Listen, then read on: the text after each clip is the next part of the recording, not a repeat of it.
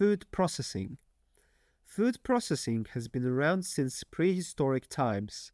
We know that humans have been using fire for at least 250,000 years, which also introduced cooking as a form of food processing. Cooking improved the safety, digestibility, and palatability of food for prehistoric people.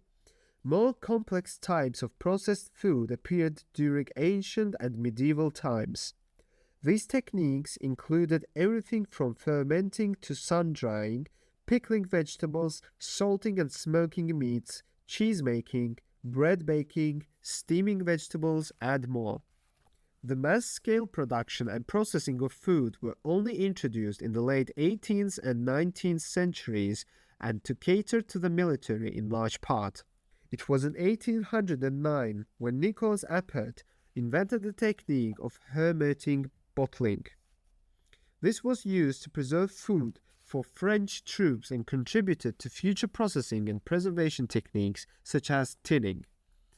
These were invented only a year later by Peter Durand. Even if it were expensive to produce and somewhat hazardous because of the lead used, canned foods would soon become a staple worldwide. About half a century later, in 1864, Louis Pasteur discovered pasteurization.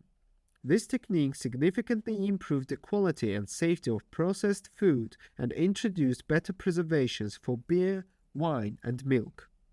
Throughout the 1900s, a number of rapid, important developments led to food processing as we know it today. Just as World War I popularized the tin can at the start of the century, World War II and the space race in the middle of the century helped to speed up the development of ready-to-eat packaged meals.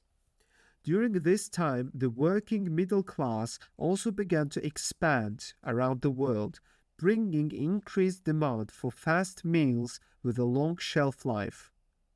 Though processed foods were fast and affordable, concerns began to rise about their nutritional value in the late 20th and early 21st century.